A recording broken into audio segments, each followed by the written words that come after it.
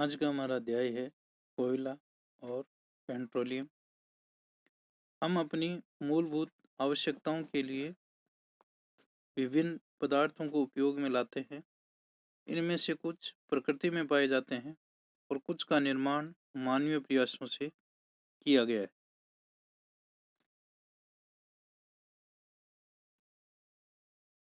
क्रियाकलाप 5.1 अपने दैनिक जीवन में उपयोग में लाए जाने वाले पदार्थों की एक सूची बनाइए और उनका प्राकृतिक तथा मानव निर्मित वर्गों में वर्गीकरण करिए। यहाँ पर ये प्राकृतिक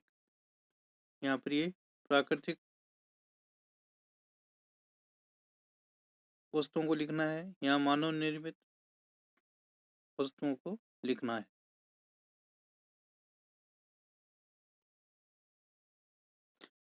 क्या इस सूची में वायु, जल, मृदा और खनिज सम्मिलित हैं? क्योंकि ये सभी प्रकृति द्वारा उपलब्ध कराए जाते हैं। ये प्राकृतिक संसाधन कहलाते हैं। क्या हम अपने सभी प्राकृतिक संसाधनों का निरंतर उपयोग कर सकते हैं?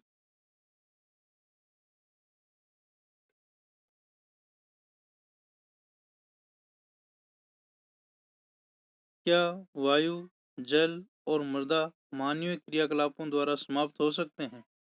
जल के बारे में आप कक्षा 7 में पढ़ चुके हैं। क्या जल एक असीमित संसाधन है?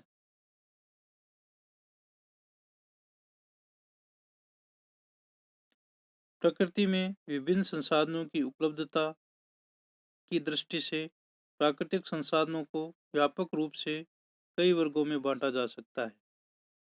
अक्षय प्राकृतिक संसाधन, ये संसाधन प्रकृति में असीमित मात्रा में उपस्थित होते हैं और मानवीय क्रियाकलापों से समाप्त होने वाले होते हैं जैसे सूर्य का प्रकाश और वायु।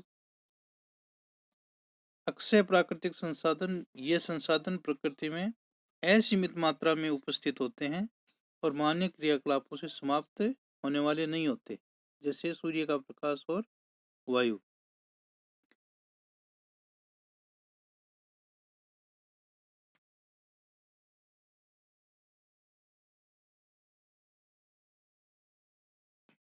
समाप्त होने वाले प्राकृतिक संसाधन, प्रकृति में इन स्रोतों की मात्रा सीमित है। ये मानव क्रियाकलापों द्वारा समाप्त हो सकते हैं। इन संसाधनों के उदाहरण हैं जैसे वन, वन्य जीव, खनिज, कोयला, पेट्रोलियम, प्राकृतिक गैस आदि। ये समाप्त होने वाले प्राकृतिक संसाधन हैं।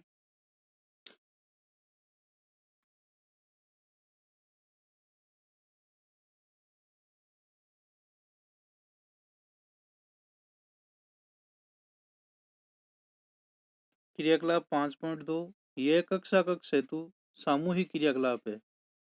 कुछ पात्र लीजिए, उन्हें पॉपकॉर्न या मूंगफली भुने हुए चने टॉफियों से भरिए। विद्यार्थियों को 7 के समूह में बांट दीजिए। अब इन समूहों को 1, 2 और 4 विद्यार्थियों वाले उप समूह में बांट दीजिए। उन्हें क्रमशः पहली, दूसरी और तीसरी पीढ़ी के रूप में चिन्हित करिए। ये उप समूह उपभोक्ताओं को निरूपित करते हैं। जनसंख्या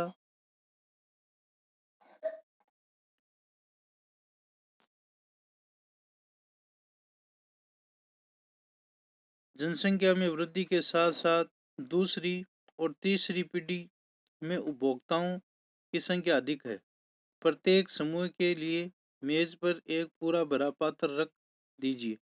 प्रत्येक समूह को की पहली पीढ़ी के उपभोक्ताओं से कहिए कि वे अपने समूह के पात्र से वस्तुओं का उपभोग करें। अब प्रत्येक समूह की दूसरी पीढ़ी को भी वैसा ही करने को कहिए। विद्यार्थियों से कहिए कि वे प्रत्येक पात्र में वस्तुओं की उपलब्धता को ध्यान से देखें। यदि पात्रों में कुछ शेष बचा है तो प्रत्येक समूह की तीसरी पीढ़ी को इसका उपभोग करने के लिए कहिए। अब अंतिम रूप से देखिए कि तीसरी पीढ़ी के सभी उपभोक्ताओं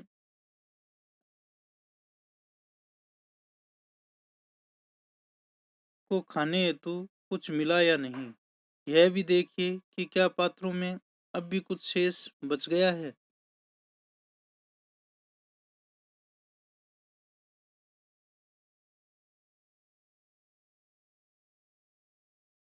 मान लीजिए कि पात्रों के खाद्य पदार्थ कोयले, पेट्रोलियम या प्राकृतिक गैस जैसे समाप्त होने वाले प्राकृतिक संसाधनों को प्रदर्शित करते हैं। प्रत्येक समूह का उपभोग प्रतिरूप भिन्न हो सकता है। क्या किसी समूह की पहली पीढ़ी बहुत अधिक लालची है? हो सकता है कि कुछ समूह में पहली पीढ़ी आने वाली पीढ़ियों के लिए प्राकृतिक संसाधनों की उपलब्धता के विषय में चिंतित हो।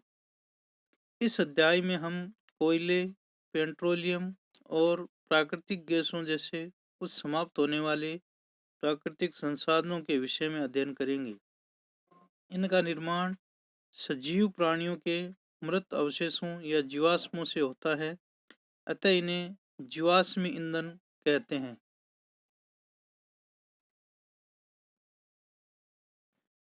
5.1 कोयला। आपने कोयला देखा होगा या इसके बारे में सुना होगा। चित्र 5.1 में यह पत्थर जैसा कठोर और काले रंग का होता है।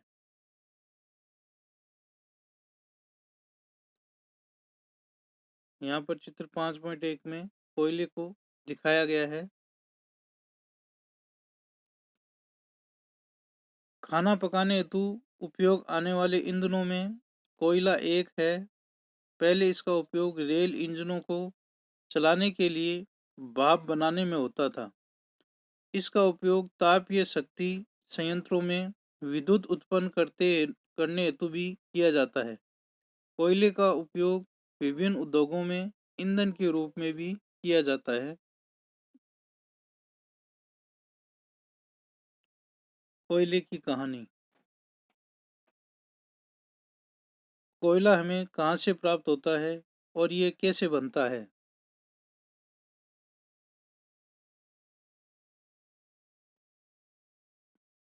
लगभग 300 मिलियन वर्ष पूर्व पृथ्वी पर निचले जलीय क्षेत्रों में घने वन थे। बाढ़ जैसे प्राकृतिक प्रक्रमों के कारण ये वन मृदा के नीचे दब गए। उनके ऊपर अधिक मृदा जम जाने के कारण वे संपीड़ित हो गए। जैसे जैसे वे गहरे होते गए, उनका ताप भी बढ़ता गया। उच्च दाब और उच्च ताप पर पृथ्वी के भीतर मृत पेड़ पौधे धीरे धीरे कोयले में परिवर्तित हो गए। कोयले में मुख्य रूप से कार्बन होता है।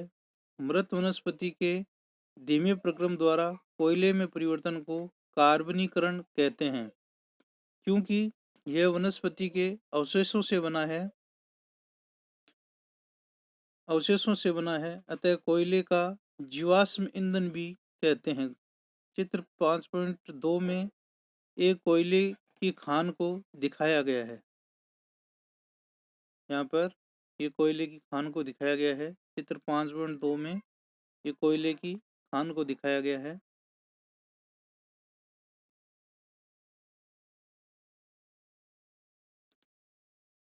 वायु में गर्म करने पर कोयला जलता है और मुख्य रूप से कार्बन डाइऑक्साइड गैस उत्पन्न करता है।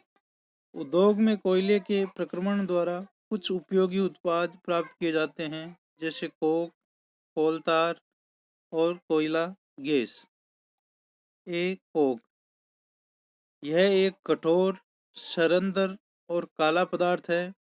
यह कार्बन का लगभग शुद्ध रूप है। कोक का उपयोग इस्पात के औद्योगिक निर्माण और बहुत से धातुओं के निष्कर्षण में किया जाता है।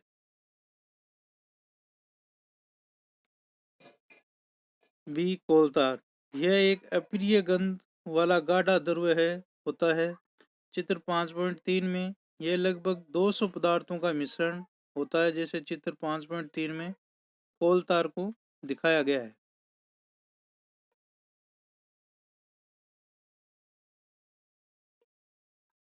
कोलतार से प्राप्त उत्पादों का उपयोग प्रारंभिक पदार्थों के रूप में दैनिक जीवन में काम आने वाले विभिन्न पदार्थों के औद्योगिक निर्माण में अथवा उद्योगों जैसे संश्लेषित रंग, औषधि, विस्फोटक, सुगंध, प्लास्टिक पेंट, फोटोग्राफिक सामग्री, छत निर्माण सामग्री आदि में होता है।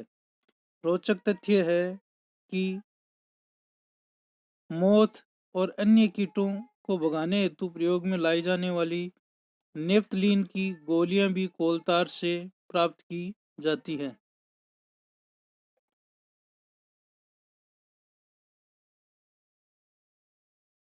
आजकल पक्की सड़कों के निर्माण में कोलतार के स्थान पर पेट्रोलियम उत्पाद बिटुमेन का प्रयोग किया जाता है।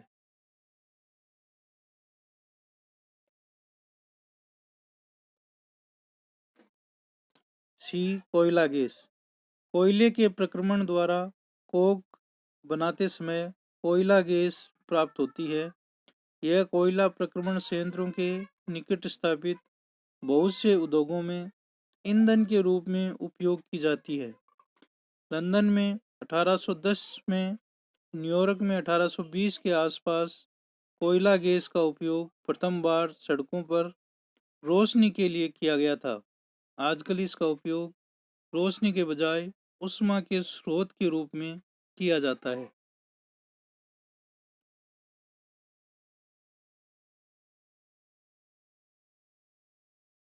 5.2 पेट्रोलियम। आप जानते हैं कि ईंधन के रूप में पेट्रोल का उपयोग हल्के स्वचालित वाहनों जैसे मोटरसाइकिलों, स्कूटरों और कारों में होता है। भारी मोटर वाहनों जैसे ट्रकों और ट्रैक्टरों को चलाने के लिए डीजल काम आता है। ये ईंधन प्राकृतिक स्रोत से प्राप्त होते हैं जिसे पेट्रोलियम कहते हैं। पेट्रोलियम शब्द की उत्पत्ति पेट्रा यानी चट्टान एवं ओलियम यानी तेल से हुई है, क्योंकि यह जमीन के नीचे की चट्टानों के मध्य से निकाला जाता है, जैसे चित्र 5.4 में दिखाया गया है। क्या आप जानते हैं कि पेट्रोलियम कैसे बनता है? पेट्रोलियम का निर्माण समुद्र में रहने वाले जीवों से हुआ है। जब ये जीव मृत हुए, इनके शरीर समुद्र के पेंदे पेंदे में जाकर जम गए और फिर रेत और मिट्टी की तहों द्वारा ढक ढक गए। लाखों वर्षों में वायु की अनुपस्थिति, उच्च ताप और उच्च दाब ने मृत जीवों को पेट्रोलियम और प्राकृतिक गैस में परिवर्तित कर दिया।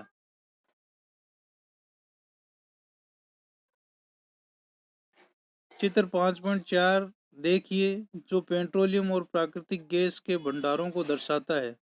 आप देख सकते हैं कि पेट्रोलियम तेल और गैस की परत जल की परत के ऊपर है। ऐसा क्यों है? याद करिए कि तेल और गैस जल से हल्के होते हैं और उनमें मिश्रित नहीं होते। विश्व का पहला तेल का कुआं पेनिसिल्वेनिया, अमेरिका में 1859 में प्रवर्धित या ड्रिल किया गया था। 8 वर्ष बाद 1867 में असम के माकूम नामक स्थान पर तेल का पता चला। भारत में तेल असम, गुजरात, बॉम्बे हाई और गोदावरी और कृष्णा नदियों के बेसिन में पाया जाता है। पेट्रोलियम का परिष्करण। पेट्रोलियम गहरे रंग का तेलीय द्रव्य है। इसकी गंध अप्रिय होती है। यह विभिन्न संगठनों जैसे पेट्रोलियम गैस, पेट्रोल, डीजल, स्नेहक तेल, पैराफिन मोम आदि को मिश्रण होता है। पेट्रोलियम के विभिन्न संगठनों या प्रभाजों।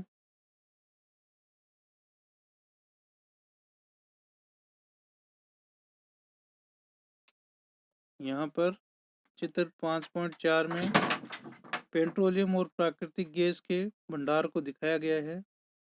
यहाँ पर ये तैलास्य चट्टान को दिखाया गया है। यहाँ पर ये जल है। यहाँ पर जल के ऊपर ये तेल को दिखाया गया है और तेल के ऊपर गैस को दिखाया गया है।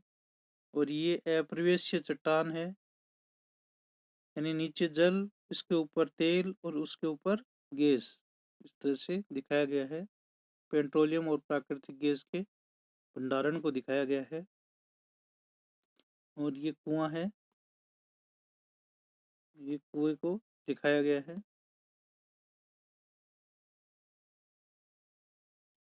इस तरह से ये पेट्रोलियम और प्राकृतिक गैस का भंडारण इस तरह से होता है।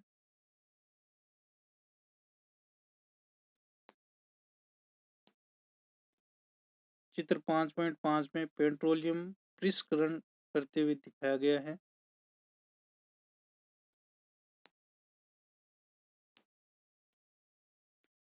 को पृथक करने के लिए का प्रक्रम प्रसंस्करण कहलाता है। यह कार्य पेट्रोलियम प्रसंस्करणों में संपादित किया जाता है, जैसे चित्र 5.5 में दिखाया गया है। पेट्रोलियम के विभिन्न संघटक और उनके उपयोग सारणी 5.1 में दिए गए हैं।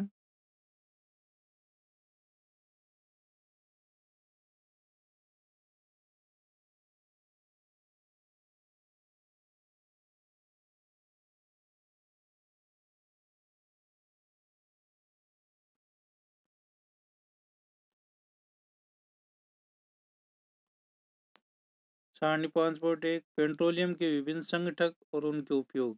यहाँ पर क्रम संख्या दी गई है। पेट्रोलियम के संघटक और उनके उपयोग क्या क्या हैं।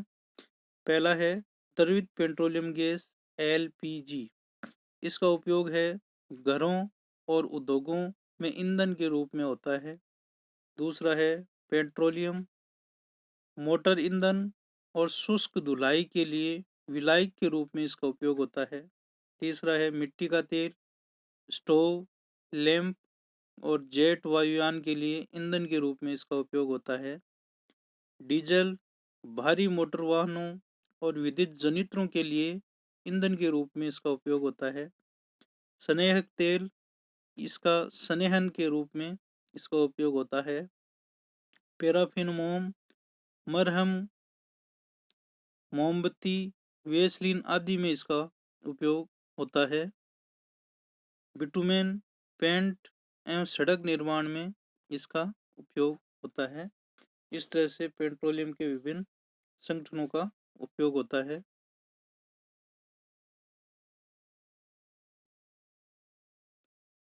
पेट्रोलियम और प्राकृतिक गैस से अनेक उपयोगी पदार्थ प्राप्त किए जाते हैं।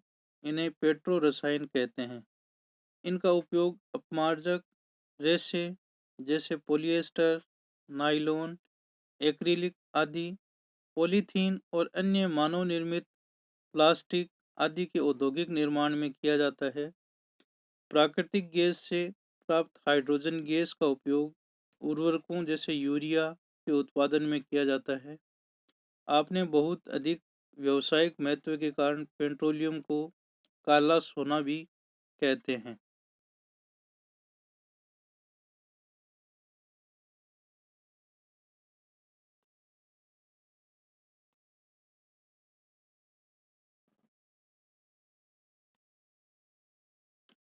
पाँच पॉइंट तीन प्राकृतिक गैस। प्राकृतिक गैस एक बहुत महत्वपूर्ण जीवाश्म ईंधन है, क्योंकि इसका परिवहन पाइपों द्वारा सरलतापूर्वक हो जाता है। प्राकृतिक गैस को उच्च दाब पर संपीड़ित प्राकृतिक गैस जैसे CNG के रूप में भंडारित किया जाता है। CNG का उपयोग ऊर्जा उत्पादन हेतु किया जाता है। अब इसका उपयोग परिवहन वाहनों में ईंधन के रूप में किया जा रहा है, क्योंकि यह कम प्रदूषणकारी है। यह एक स्वच्छ ईंधन है।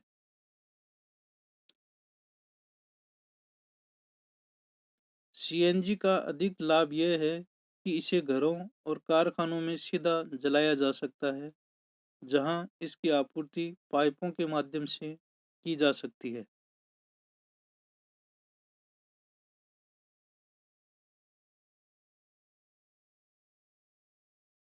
पाइपलाइनों का ऐसा जाल वडोदरा, गुजरात, दिल्ली के कुछ भागों और अन्य स्थानों पर उपलब्ध है। प्राकृतिक गैस का उपयोग प्रारंभिक पदार्थ के रूप में बहुत से रसायनों और उर्वरकों के औद्योगिक निर्माण में किया जाता है। भारत में प्राकृतिक गैस के विशाल भंडार हैं। हमारे देश में प्राकृतिक गैस त्रिपुरा, राजस्थान, महाराष्ट्र, और कृष्णा गोदावरी डेल्टा में पाई जाती है।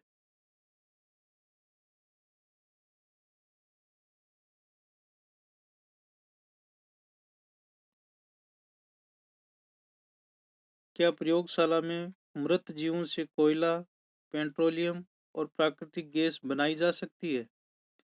नहीं, इनका बनना एक बहुत धीमा प्रक्रम है और इनके बनने की परिस्थितियां प्रयोगशाला में उत्पन्न नहीं की जा सकती।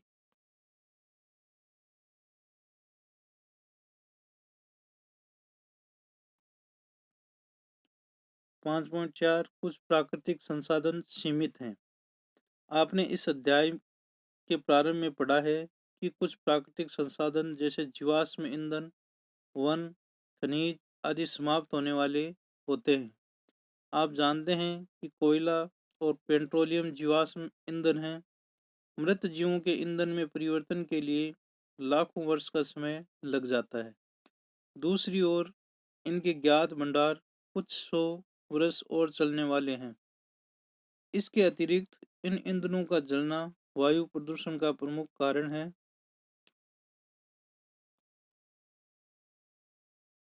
इनका संबंध विश्व उष्णन से भी है। अतः यह आवश्यक है कि हम इन ईंधनों का उपयोग तभी करें जब नितांत आवश्यक हो।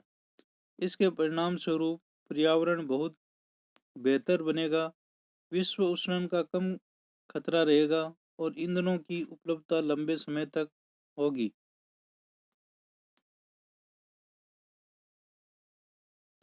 भारत में पेट्रोलियम संरक्षण अनुसंधान संघ (PCRA) लोगों को सलाह देती है कि गाड़ी चलाते समय किस प्रकार पेट्रोल डीजल बचाएं। उनके गुर हैं, जैसे जहां तक संभव हो गाड़ी समान और मध्यम गति से चलाइए। दूसरा, यातायात लाइटों पर अथवा जहां आपको प्रतीक्षा करनी हो गाड़ी का इंजन बंद कर दीजिए। तीसरा, टायरों का दाब सही रखिए। चौथा, गाड़ी को नियमित रख रखाव सुनिश्चित कीजिए। तो इस तरह से ये हमारा अध्याय पूरा हो गया है।